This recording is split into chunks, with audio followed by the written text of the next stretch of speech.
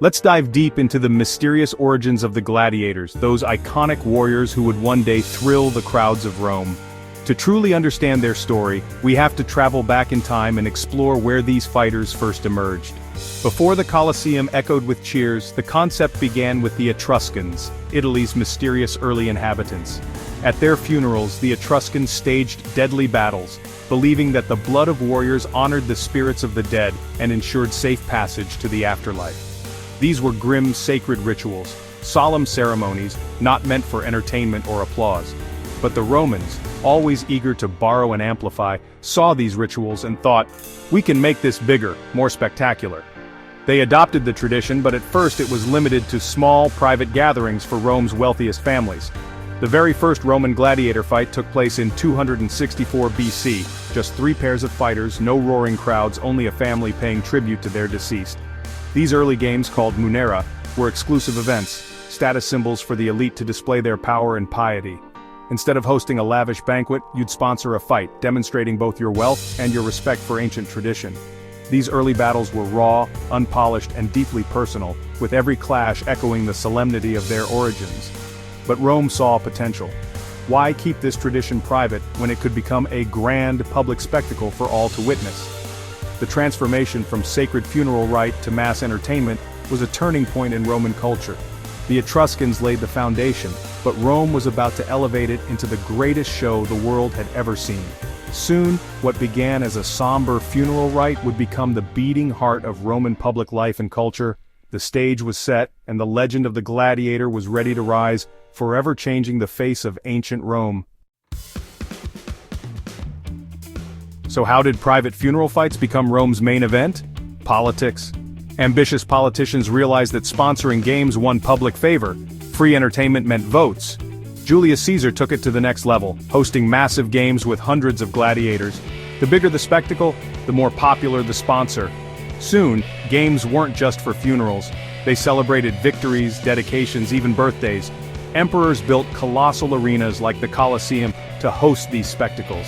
The Colosseum could hold over 50,000 people, all hungry for action. The games became a tool to keep the masses happy. Bread and circuses. Gladiator games turned into a booming industry, with trainers, doctors, and promoters. Posters hyped up star fighters, and fans placed bets on their favorites.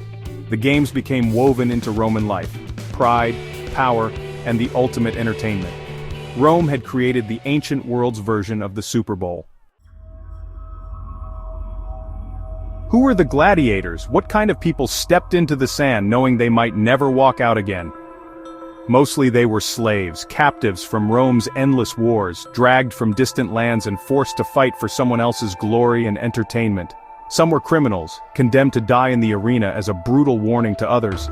For them, the arena was a death sentence, a public spectacle of punishment. These untrained fighters faced almost certain death, often as opening acts to the main events, their fear and inexperience on full display. But not all gladiators were forced. Some were volunteers called octorati, who signed up willingly, despite the risks. Free men, and even a few women, joined for the fame, the money, or the thrill of the fight. For some it was a chance to escape poverty or obscurity. Some were ex-soldiers, others desperate for cash, and some just wanted glory. The reasons were as varied as the fighters themselves. All of them, no matter their background, swore a sacred oath to face death in the arena, binding themselves to a life of violence and uncertainty. Once inside the gladiator school, everyone, slave, criminal, or volunteer, became part of a unique brotherhood, training, eating, and living side by side. Legally they were outcasts, stripped of rights, but in the arena, they could become heroes, cheered by thousands. Gladiators lived on the edge, shamed by society, yet idolized by the crowd. Their lives were a strange mix of isolation and sudden fame. This mix of desperation, ambition, and hope made the world of gladiators complex and endlessly fascinating, both brutal and strangely alluring. They were both victims and celebrities, risking everything for a shot at immortality, their names echoing through history. Every fight was a gamble with death, and a chance for glory, where a single moment could change a life forever.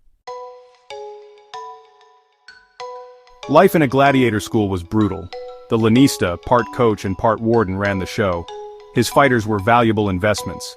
Schools were like prisons, with strict routines and tight security. Gladiators trained hard-lifting weights, running and drilling combat skills daily. Their diet was mostly barley and beans, building up a protective layer of fat. Training started with wooden swords and shields, under the watch of veteran fighters. Each gladiator specialized in a fighting style, making matches unpredictable and exciting. The variety, Murmillo versus Retiarius, Threx versus Murmillo, kept the crowd guessing. Despite the harshness, a strong brotherhood formed among the fighters. They lived, trained, and sometimes died together, forging deep bonds. Inscriptions show they honored each other as friends and brothers in arms. The ludus was a place of sweat, pain, and camaraderie. It was a tough life, but it created legends. On game day, Rome buzzed with excitement. The event began with a grand parade, gladiators in ceremonial armor soaking up the cheers. The sponsor, often the emperor, gave the signal to start the spectacle. Mornings featured wild beast hunts, lions, tigers, and more, showcasing Rome's power. Sometimes criminals were thrown to the beasts as public executions. Midday brought the meridiani, grim executions of condemned men, often in theatrical ways. Some Romans claimed to dislike this part, but many watched, fascinated. The afternoon was the main event, gladiator duels. Fighters were carefully matched for maximum drama, net versus sword, speed versus strength. Each fight was a deadly performance, overseen by a referee. The crowd roared, cheering for their favorites. The fate of the defeated often rested in the hands of the crowd and the emperor. Every match was a blend of skill, spectacle, and life-or-death stakes. Gladiators weren't just outcasts. They were celebrities. The best fighters were household names, idolized by fans across Rome. Kids played with gladiator figurines, and graffiti celebrated their heroes. Winners earned prize money, gifts, and sometimes even freedom. The ultimate prize was the rudus, a wooden sword symbolizing retirement and liberty. Gladiators attracted admirers from all walks of life, including wealthy women. Scandals erupted when high-born women ran off with their favorite fighters. Gladiators embodied raw power and danger, a fantasy for many Romans. But fame came with a price. They were still legally outcasts, denied basic rights. Loved by the masses, scorned by the elite, they lived a paradox. Heroes in the arena, outsiders in society. Their lives were a mix of glory and shame, walking the line between legend and disgrace. Their story proves that fame doesn't always mean freedom. Even the wildest shows must end. The roar of the crowds, the clash of swords, and the spectacle of the arena could not last forever. The decline of gladiator games was slow, driven by big changes in Rome. Over centuries, the empire itself was transforming, and so were its values. Christianity's rise clashed with the violence of the arena. The new faith preached compassion and mercy, challenging the old traditions of blood sport. As Christian values spread, emperors began to restrict the games. Laws were passed, and the once celebrated contests became less frequent and less brutal. The story of the monk Telemachus, who died trying to stop a fight, shocked Rome. His sacrifice became a symbol of the changing times and the growing power of the church. Emperor Honorius finally banned gladiatorial combat in 404 AD. This marked the official end of the games, closing a bloody chapter in Roman history. Money was another problem. The empire was broke, and games were expensive. The cost of putting on these spectacles became impossible to justify. Exotic animals, schools, and fighters drained the treasury. Feeding, training, and housing them all required vast resources Rome no longer had. As Rome's fortunes faded, so did the games. The empire's decline was mirrored in the emptying arenas and crumbling monuments.